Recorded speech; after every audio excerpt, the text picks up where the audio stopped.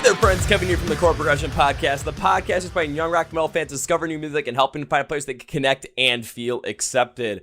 On today's reaction clip, we're looking at our episode with Alt, the band from Australia. Their brand new album, Abeyance, literally dropped today, so you can go check it all out. And when it came to getting to where they are today, getting the success that they've had and growing into it with their debut album being signed to Sharp Tone Records and getting ready to tour through Australia with our friends in Wind Waker and our great friends in Caskets, they didn't cut corners. And I asked Daniel what he meant by that, and his answer is pretty good. So before we jump into it, hit that like button, make sure this video gets pushed in that algorithm and more people get to know about Alt and about the podcast.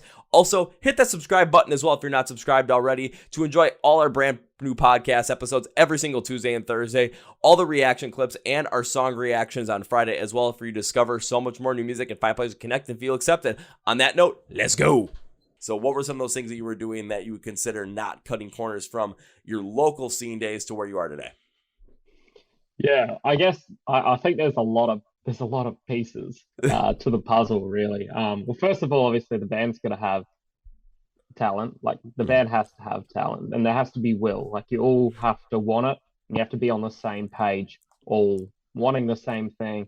You can't have someone in the band who's just not in it for the long haul. So when we first met with our manager or booking agent, like back in the day, like they were asking us, are you guys a career band or are you guys a band? And you have to really make that decision. Like, are you going to be a career band? And then after that, you have to be willing to put money in. Everything costs money. And no one in our band has a lot of it, but we work hard and we save up and we make sure we've got the money for it. But I guess the ways that we didn't cut corners is you can't just write a song in your bedroom and think that's it, it's a hit. So every single song we worked with our producer to make sure that the song was the best it could possibly be. That would be possibly changing bits, just getting his input on if we should shorten or longer parts, things like that. If we got stuck on parts, we would work with people from other bands to do pre-production with it, work with them. They would give us ideas and we would float things backward and forwards to make sure the songs were like the best they could be. That way we were happy with every single song, start to finish. There wasn't a single part that we weren't happy with. The next part, I guess, is we worked with our producer, Callan Orr, who is from Dream on Dreamer. They're a band that's probably more well-known here in Australia rather than overseas, but they used to be signed to Rise Records and Unified and stuff like that back in the day. But it's just recording with a producer who has worked on bands or projects that have actually been successful, rather than working with, I guess, like a producer who just records other local bands and hasn't been that fruitful for their artists as well. Also got to come in with some kind of vision. So the promos have to be, on point. The music videos have to be on point. You can't just get some videographer whose largest music video has probably got 2,000 views or something like that. And then, yeah, you have to make sure that you market. You can't just put the album up on Spotify or your own YouTube channel without any kind of marketing whatsoever and expect everyone to hear it. Like, it just doesn't work that way. So that's how we didn't cut corners, I guess, is we just made sure that every part was as good as it could possibly be and worked for that. There was no, oh, that'll do. All right, so just listening to that, if you are in a local band right now, or if you have dreams of becoming an artist or becoming one of the biggest bands in the world, take a listen to what Daniel had to say. Now, what makes it stand out is just the fact that every other big band that you could possibly talk to and ask that question to, they're probably going to say a lot of the exact same things. First thing is, if you're going to try and make it into the big time, you have to put your all into it. And you have to understand that everything that you're going for kind of has to be for it. If you want to be a career band, you can't just be lackadaisical about it. It's going to cost money. There's things that are going to end up having to be costs in there. The opportunity cost of not being a band could potentially be high for you as well, because being in a band and being on your own and trying to do something like this, it can take away from time with your family, time with your friends, time for yourself. Be able to relax because you're possibly, working a full-time job, trying to support your dreams for this, and then going out and playing another show every night, working on this music every night, not getting any sleep, and constantly living paycheck to paycheck for it. But it's the artists that are willing to make that commitment have that happen. So the first thing you have to always ask yourself is this comes not only in music but in business as well. Are you willing to make that commitment? And if the answer is no, then you got to find something else. If the answer is yes, then you can continue on.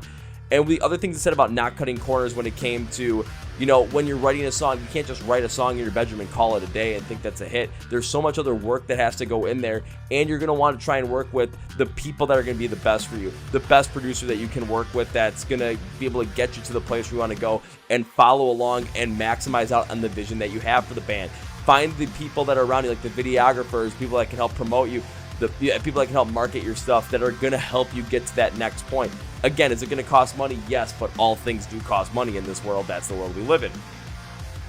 And you also have to put in the consistent work as well. If you're not consistently putting in that work, that's where the issue comes in. And this is coming from me too, where I'm doing this podcast all by myself, basically, when it comes to putting all these videos together, scheduling all these artists, recording, editing, marketing, everything. This is kind of all on me. So I get the sacrifice that it takes as well, and it's not an easy thing to undertake.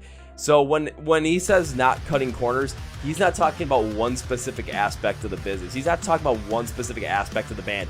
What Daniel is talking about is the whole entire aspect, where you have to give it your all and you have to go as hard as you can with the best possible team around you, get the best possible producers, best possible people you can help market it, best possible team, just everything around there, so that you are giving yourself the utmost chance. Because if you're just kind of lackadaisical about it, there's going to be other bands that are going to end up passing you by. They're going to be playing more shows. They're going to connect with more fans. They're going to market themselves better. They're going to have better produced songs, better videos.